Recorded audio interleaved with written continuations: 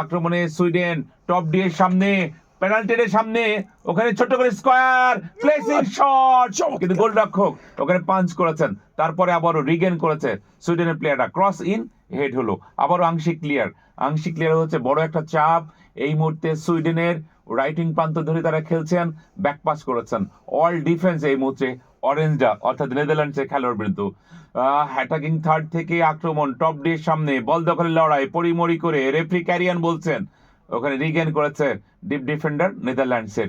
দারুণ। এবং বেশ কয়েকটি সুইডেন আক্রমণ করেছে ডান প্রান্ত দিয়ে, সবগুলো আক্রমণ ডান প্রান্ত দিয়ে, একটা আক্রমণ শুধু আমরা দেখেছিলাম বাম প্রান্ত দিয়ে, কিন্তু শেষ পর্যন্ত ফিনিশিং যে টাচ লাইন সেগুলো তারা ব্যবহার করতে পারেনি। সেজন্য এখনো পর্যন্ত 2-0 গোলের পরিষ্কার ব্যবধানে পিছিয়ে রয়েছে সুইডেন। এখনো পর্যন্ত খেলা কিন্তু 37 মিনিটের মতো অতিবাহিত হয়েছে। দেখা যাক শেষ পর্যন্ত 2-0 গোলের লিডটাকে তারা কি আরো বাড়াবে নাকি সুইডেন ফিরে আসবে। বাম প্রান্ত দিয়ে আক্রমণের চেষ্টা সুইডেন, ভ্যান ডাইক এবার কিন্তু চমৎকারভাবে একক প্রচেষ্টায় ঢুকে পড়ার চেষ্টা, ওভারল্যাপ করে ঢুকে পড়েছেন, শেষ পর্যন্ত যেটি দিলেন সেটি কিন্তু রক্ষণ ভাগের খেলোয়াড় হিয়েন, তিনি কিন্তু ক্লিয়ার করে দিলেন। যাই হোক, শেষ পর্যন্ত আবারও বিপদ কিন্তু কাটেনি, একটু একটু করে চেষ্টা করছেন। এবার কিন্তু শেষ পর্যন্ত ইনসাইড আউটসাইড করতে গিয়ে তিনি কিন্তু করা মার্কিংয়ে পড়লেন। এবার কিন্তু নেদারল্যান্ডস আক্রমণে,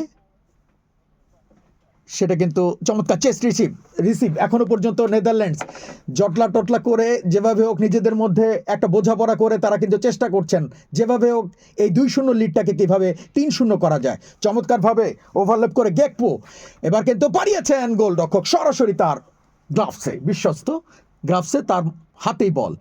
তিনি আবারও দেখুন চমৎকার অনেকটা 20 গজ দূর থেকে চমৎকার একটি কিক, গোলরক্ষক নটফেল্ড তিনি কিন্তু একেবারে মানে প্র্যাকটিসের মতো করে এই সমস্ত দূরপাল্লার শট, সেগুলো গোলরক্ষকদের কোনো বিভ্রান্ত করার সুযোগ নেই। এবার দেখা যাক ডান প্রান্ত দিয়ে আবারও তাদের যে চিরচেনা আক্রমণ কয়েকটি দেখলাম সেটি কিন্তু ডান প্রান্ত দিয়ে। এবার অবশ্য বল উচ্চতা পেল, একাধিক খেলোয়াড় হচ্ছেন হেড, অবশ্য খেলোয়াড়টি হচ্ছেন লিন্ডেলফস হেড। এবার অবশ্য নিজেদের অনুকূলে মাঝমাঠ সেন্টার সার্কেল বরাবর বল নেদারল্যান্ডসের অনুকূলে। এবার আবারও বাম প্রান্ত দিয়ে আক্রমণের সূচনা, গ্রাভেনবার্চ তার নিয়ন্ত্রণে বল, ছোট্ট পাস, ব্যাকপাস, আবারও ব্যাকপাস। এবার কিন্তু মাঝমাঠ থেকে একটু প্রতিপক্ষের সীমানার উপরেই।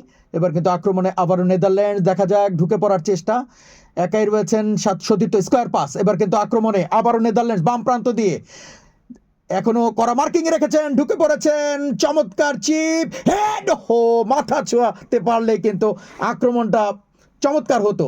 এবার কিন্তু পাল্টা আক্রমণে জার্সি নাম্বার 9 ইসাক কিন্তু লম্বা করে বাড়িয়েছেন, শেষ পর্যন্ত প্রতিহত পাল্টা আক্রমণে একেবারে চমৎকার চান্স, দুজন খেলোয়াড় ছিলেন নাগালের বাইরে।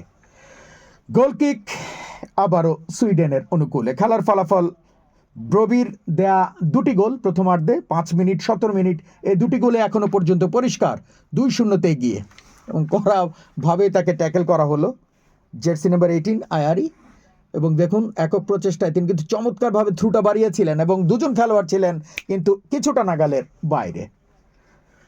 আবারও পাল্টা আক্রমণে সুইডেন। কামরুজ্জামান, আপনার কি মনে হয় খেলায় কি সুইডেন ফিরে আসতে পারবে যেভাবে খেলছেন তারা? না, আধুনিক ফুটবলে গোল হতে 30 সেকেন্ড লাগে, 10 সেকেন্ড লাগে, নিঃসন্দেহে ফিরে আসা এমন কোনো কঠিন নয়।